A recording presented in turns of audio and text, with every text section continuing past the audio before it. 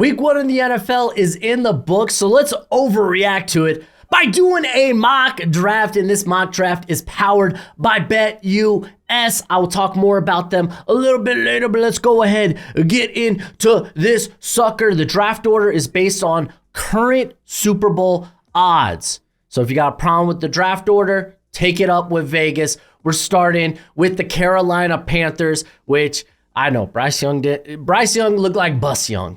It's not looking good, but there's still a whole season to play. Hopefully he gets better. Unfortunately, not a quarterback worth taking in the top 10. Yes, I'm sticking with that for now. Again, we got a whole season to play in college football. Maybe that will change. Instead, I'm going to just take the best player on the board. J.C. Horn got kind of toasted by Rashid Shaheed this past week. I'm going to get some cornerback help. I'm going to go ahead and take my number 1 overall prospect in Will Johnson. Yes, he is still him. The New York Giants, unfortunately, not a quarterback I'm willing to take. Number 2 overall.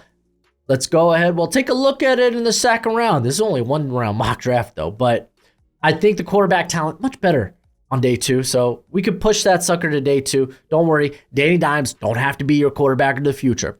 So instead, I tossed and turned with a couple of different options here. Like I really thought about Mason Graham.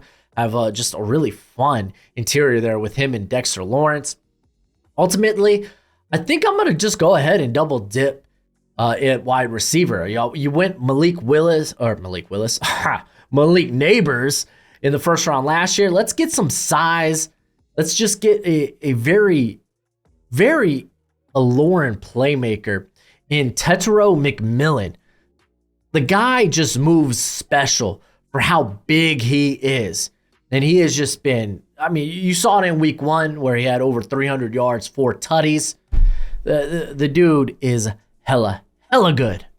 Before we continue with today's video, I gotta give a special shout out to today's sponsor, BetUS. They currently have an insane 150% sign-in bonus on your first 3 deposits up to $2,000. So get in on the action at BetUS. Go to BetUS, use promo code YouTube150, and hey, I'm getting in on the action myself. I took a look at some of the lines for the NFL. I'm typically a college guy. College spreads are way more forgiving, but there's some bets I like this week in the NFL. For instance, Tampa Bay is taking on Detroit, and currently Tampa Bay is a 7-point underdog. Tampa Bay looked really good to start the year. On top of that, they play Detroit fairly close in the playoffs this past season. I think Tampa Bay could cover that 7 points. So I'm going to go ahead. I'm going to snag Tampa Bay at +7. And then let's look right under here because this is where my next bet is. Indianapolis Colts taking on the Packers. Currently, Colts are a 3-point favorite, but there's no Jordan Love. It's Malik Willis. I have confidence that Gus Bradley's defense is going to do enough to take care of Malik Willis. So give me the Colts and give me those 3 points. I think they'll cover. And then I got one more bet for you. This is a 3-leg parlay, baby. And I'm going to the Houston-Chicago game. And currently the over-under is set at 46 points.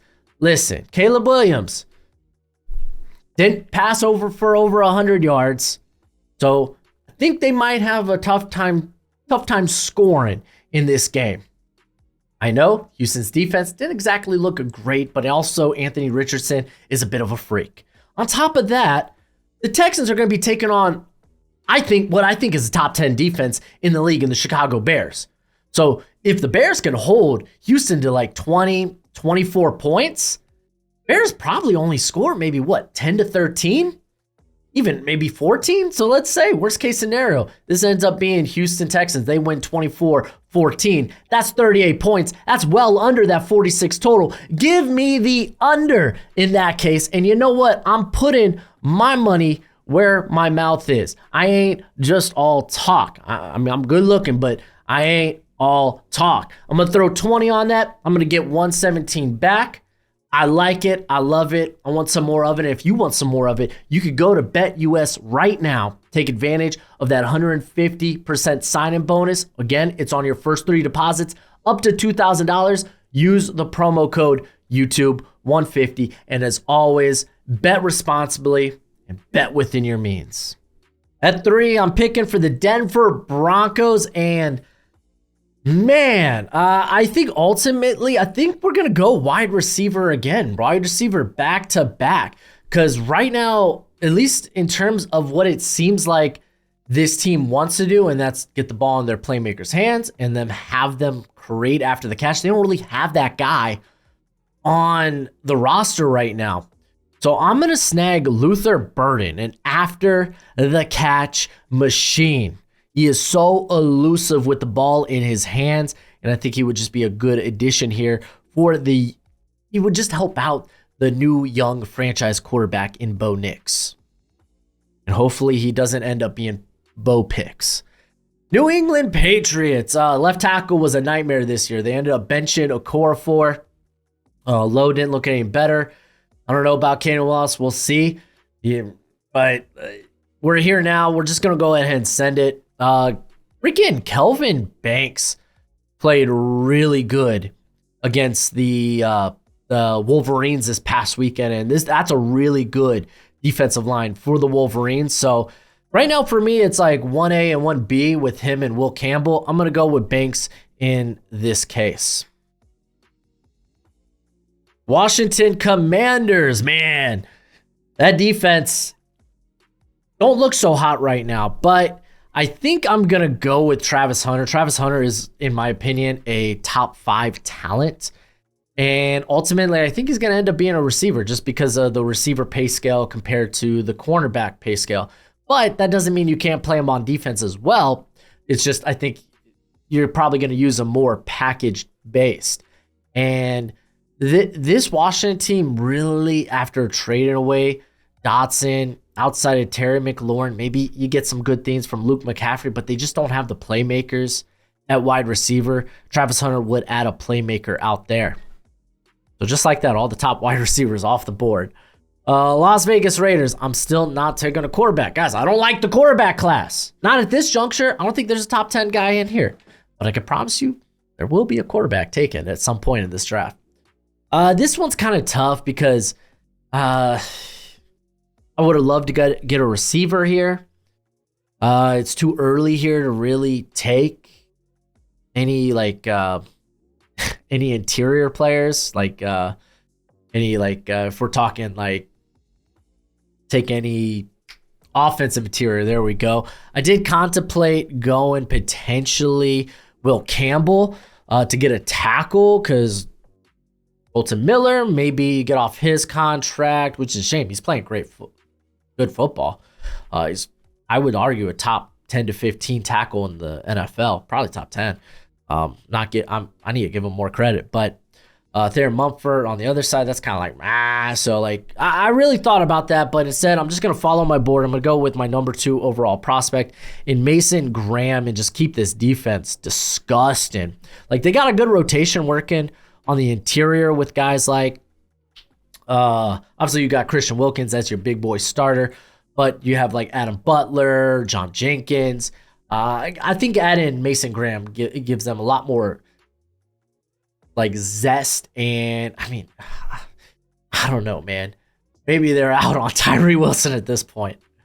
We got the Arizona Cardinals. They need pass rush defense. This pick's defense 100% all the way as it stands now. I don't think that's going to change throughout the whole season. So we're going to go ahead and get a pass rusher. I'm going to go ahead, with it being Jonathan Gannon, maybe he wants to emulate what he did in Philadelphia and grab some like legit speed off of the edge. So I'm going to go James Pierce. To me, Nick Skirton is my edge 1, but Pierce, you just can't teach he's got elite explosiveness. You can't teach his athletic traits. Tennessee Titans. Man, the offensive line wasn't great as pass protectors. And it was what? It was J.C. Latham, was Pierce Skronsky, the last 2 first-round picks you've had. So I think we're going to continue to address that, but this time we're looking to maybe you can move J.C. Latham to right tackle, or you can even move, in this case, Will Campbell to right tackle. Either or, I'm A-okay with it. Will Campbell's hella good. Been having a very solid year. Had a very good outing against USC to open the year. Nichols was their week 2 game. That's cupcake matchup, doesn't really matter. Everybody loves the NFL draft, and I know you want to be familiar with every potential prospect that your team may draft. So I got good news for you. My draft guide is available for purchase. It is good throughout the entire draft cycle, and it updates through the season regularly. You'll get my current evals and rankings on hundreds of different players with player backgrounds and analytics. It also contains combine and pro day numbers, as well as my notes from the Senior and Shrine Bowl. You can purchase it for a one-time payment of $30 on PayPal, Venmo, and now I have the Cash App. Follow the link in the description and be sure to include your email because it is a Google spreadsheet. That is how I share it with you. So please don't make me hunt down your email. Just don't do it. Anywho, it's a great purchase and it's a great way to support the channel. We got the Indianapolis Colts.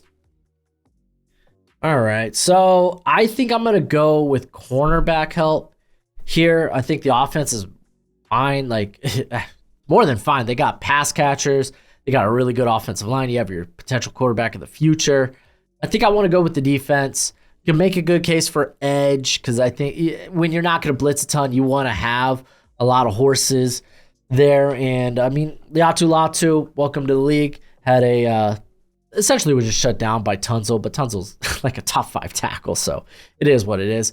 Instead, I'm going to go with the cornerback room. I'm going to get someone opposite of Juju Brents. I'm going to take Benjamin Morrison because I do think the cornerback class, after this, like maybe we're talking about guys like Revel or Davis that are like mid to late first round picks.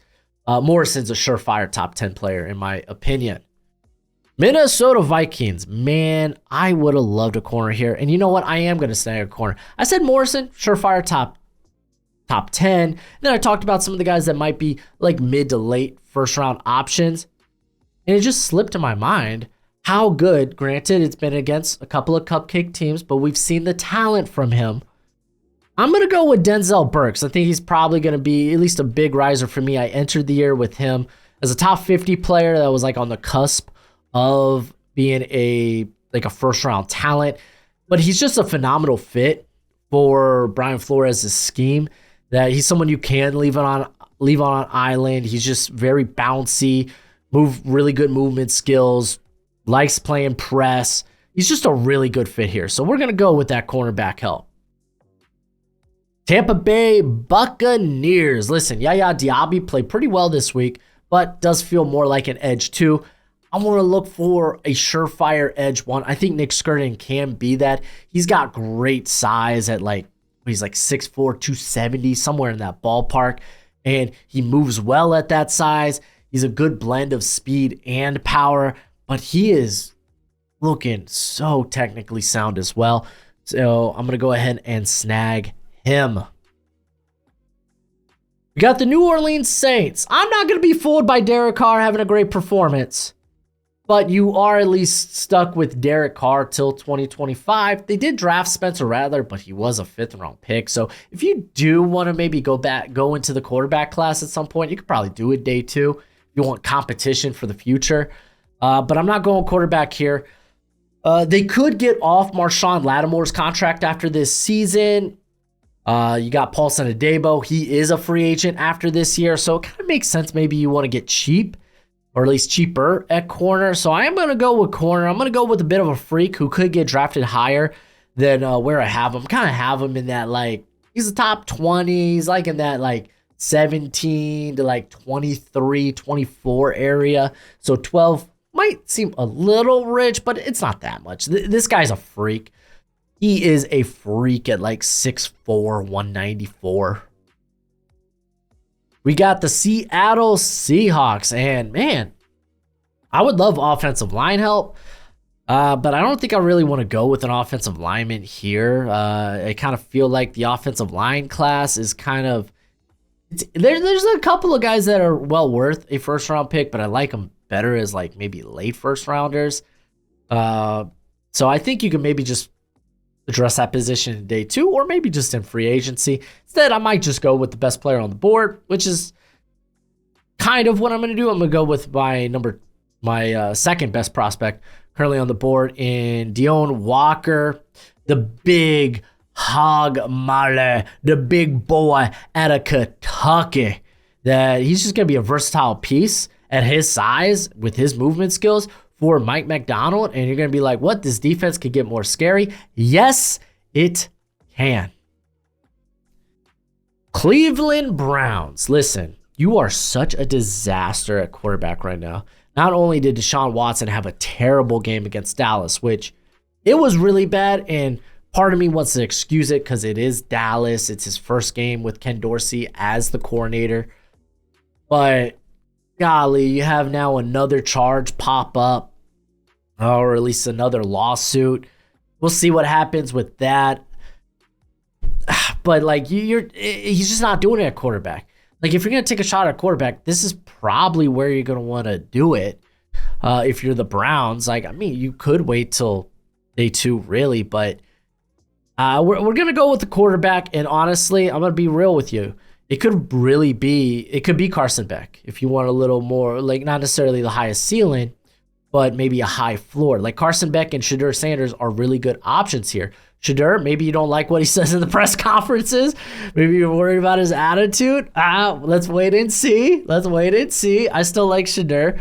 But those I would say don't really have the ceilings of guys like, well, Quinn Ewers, Jalen Milroe, Cam Ward. Let me take a shot on one of these guys with like Cam Ward's interesting, but I think Quinn Ewers is a little bit more developed, and he's really starting to play within that Sarkisian offense. He had a big game against Michigan, so let's go ahead. Let's highlight the name. Let's give him his roses. Let's give him his flowers. I'm going to take Quinn Ewers for the Cleveland Browns. Bing, bam, boom. There's your quarterback of the future. All right, Pittsburgh Steelers. Oh, no, a quarterback came off the board. Is this where I'm going to go quarterback again? Hell nah, dude. I didn't even want to dip into this class for the Browns, but I was like, well, let's make a move. You're so bad at the quarterback position, you might as well take a shot. Well, here for the Steelers, Justin Fields had a very encouraging game against the Falcons. That continues. Maybe you extend him to maybe another year or two, and maybe you could be like, okay, maybe we have our quarterback here. Let's go elsewhere instead. Let's get some more playmakers. Let's get some people that can stretch the field deep. I know Roman Wilson, when he gets back, he'll be able to do that, but I think he's mainly going to be a slot player. I'm going to go wide receiver. I'm going to go with someone that has just speed you cannot teach in Isaiah Bond. So look at that. Back-to-back Texas prospects. Quinn Ewers and throwing to Bond. Looked good against Colorado State. Bond actually, like, to be fair, like, Will Johnson did a good job of not necessarily shutting Bond down, but just because Texas had other playmakers elsewhere, they were able to take advantage and not have to throw Will Johnson's way. And mind you, Will Johnson had a pick 6 in week 1 against Fresno State. So why even risk it? But, hey, man, Bond's hella good. All right, we got the Jacksonville Jaguars. Not a great spot to be in. I do want to address the offensive line, though. So I'm going to take a shot like on Emory Jones. I think they list him as an interior. Nope, they list him as tackle. He might end up being a tackle, might end up being a guard. Either way, that kind of works for the Jags. Brandon Sheriff, he's in terms of injuries, he's up there in years. You have Walker Little and Cam Robinson being free agents after this season. So grabbing a little more help, I think, would be wise. For me, it was like, okay, either I'm taking Urshi out of Minnesota or Emory Jones. I think Emory Jones after we've seen enough good play from last year that the USC game starting out the year, I could go ahead and maybe like, okay, if this continues in SEC play, I might be worried. As of right now, I'm not worried. Just going to take that tape and throw it out. It's not like it was god-awful, but it was definitely a down game by the standard he has set up. But I'm going to go Emory Jones, man. I like him quite a bit. Might end up being the top guard prospect in all honesty. Los Angeles Chargers. Listen. Jim Harbaugh is the head coach. He looked good on his debut. Had his team ready to come out and play. I gotta link him up with the Michigan guy. I got to. And this has been one of my favorite things to do is take Kenneth Grant with this pick. Poona Ford played a good game. Let's get some more horses on the interior there, especially a guy that Harbaugh is familiar with. I like Kenneth Grant. Hasn't really shown out this year, but to be fair, Michigan in certain aspects has been relatively underwhelming. All right, we got the Atlanta Falcons, and I wouldn't mind taking a wide receiver here. It would have been nice if Bond was available. I might do that. That's one option, but I really want to get either corner or edge talent for this squad, and ultimately I ended up settling on edge talent. I'm going to go ahead and I'm going to take the Georgia pass rusher. Where you Jalen Walker, who's really starting to emerge, man. And he'll drop back into coverage every now and then, but he only has 8 coverage snaps. They're playing him fully as an edge player, and I like it. I love it. I can't wait to see some more of it. That was kind of my biggest question, on top of the small sample size. But my biggest question is, okay, they're going to play him more off ball, or are they going to actually play him as a pass rusher? And they have. He had a big game against Clemson. He really did in week 1. The Chicago Bears. Golly, man. If the secondary didn't look so good, I would love taking Malachi Starks here because he deserves to be taken up higher. But I mean, I guess safety feels kind of like this safety class is chock full of talent. So like guys might get pushed down the board, but it's hard to believe Starks would last this long. He definitely should have been probably taken a little bit earlier.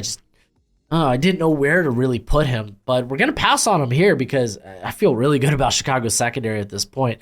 So the question is, where do we go with Chicago? And I'm going to go get some guard help, actually. I'm going to go ahead and I'm going to snag Jonah Savanea out of Arizona. I think he'd be a really good fit for Shane Waldron's run scheme. And he's looked really good for Arizona, whether you see him as a tackle or a guard. In this case, I'm drafting him to be a guard who honestly potentially kicks out to tackle if they look to trade Braxton Jones or because they did draft the Yale tackle kind of as a developmental guy last year. Doesn't necessarily mean he's the next guy up, but 7A, he can play guard. I'm cool with that. I'll take that. I mean, that inside run game did not do well this past week against Tennessee, but Tennessee's a good defense. Green Bay Packers, this is a team chock full of talent. Didn't really know exactly where to go, and then the light bulb went off. I think it's time we showcase a running back prospect. What? They got Josh Jacobs. All his guaranteed money is in year 1. They could literally get off that contract after this year. Be like, well, they got Marshawn Lloyd. We have not seen Marshawn Lloyd in the NFL yet. Reel back. Let's take Ashton Genty, who had a phenomenal start to the year. He leads college football in rushing yards. He leads college football in forced missed tackles. I'm pretty sure he probably leads college football in long runs. He has been phenomenal. And it's not like, oh, he just beat up on a bad Georgia Southern defense. Did it to Oregon just last week. Ashton Genty is a first-round caliber running back. If that's me saying it, you know it's true. Okay, Los Angeles Rams. This one was kind of easy after this week. We're overreacting. You look at the offensive line, you're like, oh my gosh, they're hurt. We need help. Larry Jackson was kind of already a guy that I could have done with replacing. He's a fine tackle. He's all right. But I think maybe you could upgrade from that. So I'm going to do that. I'm going to go ahead. I'm going to take the Minnesota tackle in Ariante Urshi. Oh, the Minnesota. Man's got length, got power, and good movement skills. Miami Dolphins. Fins up, baby. Fins up. The Malachi Starks fall has to end somewhere. Currently have, oh my gosh, Jordan Poyer on I believe it's 1 year? Even if it's a 2-year contract, I don't care. Let's find the next guy. Let's get cheaper.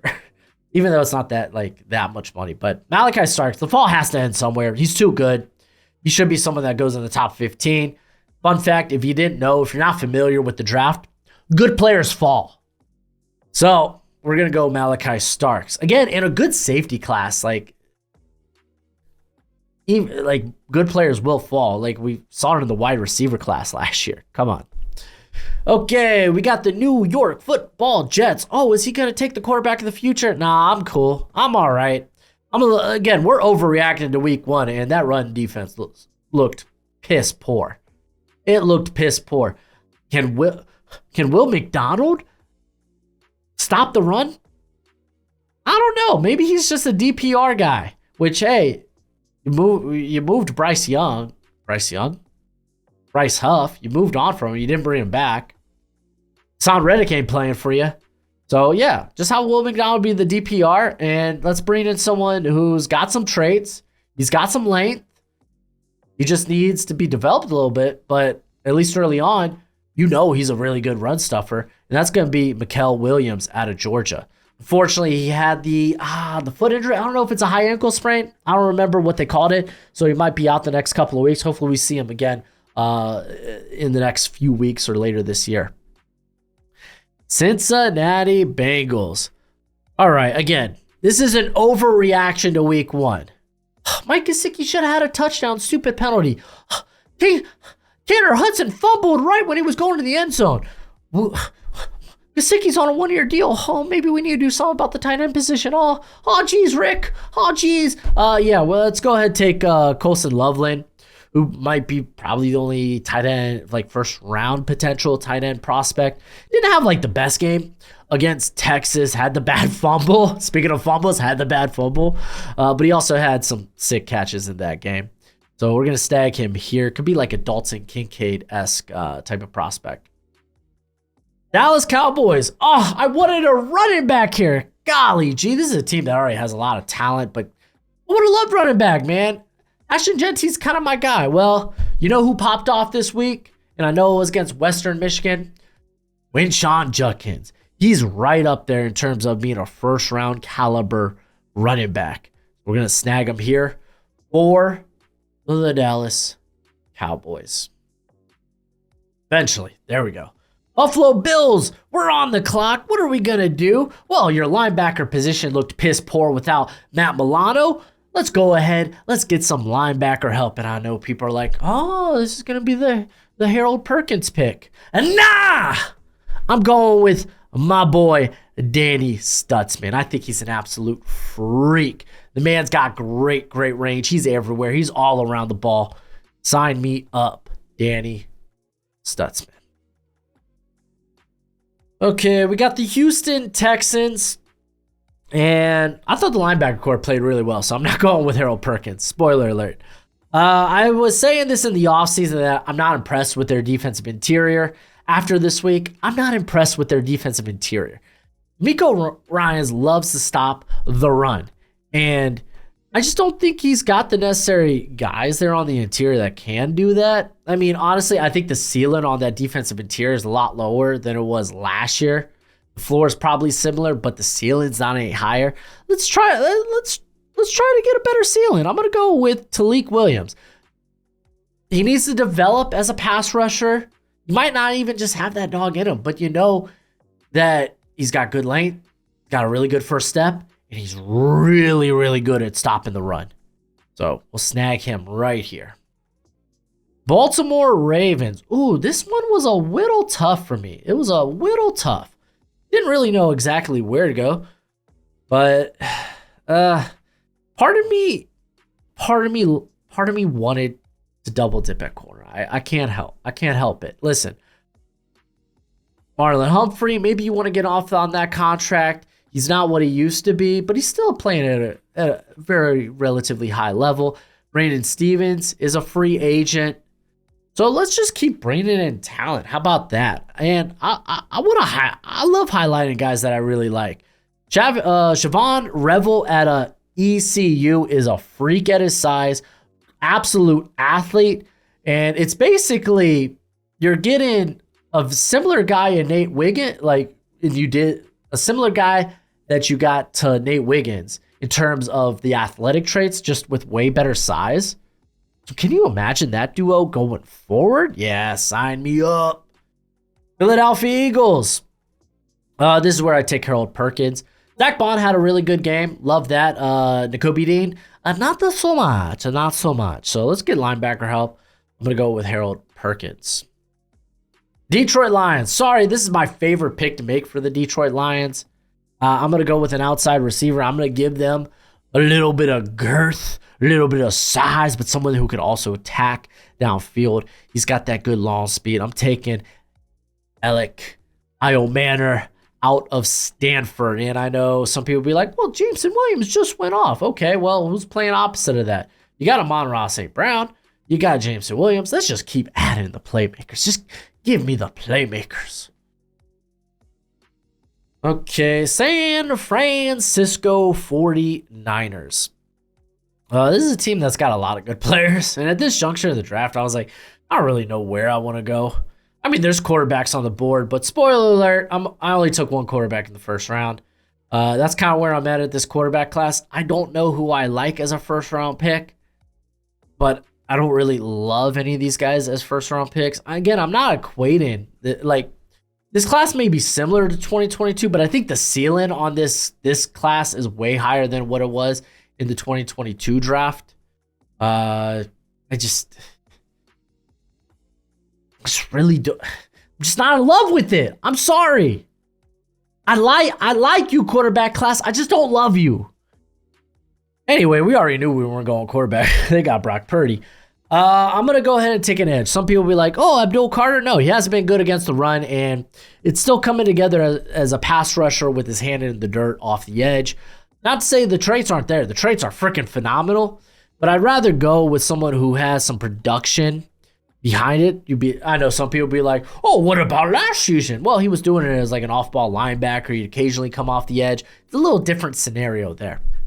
I'm going to go with Princely Umani Ellen.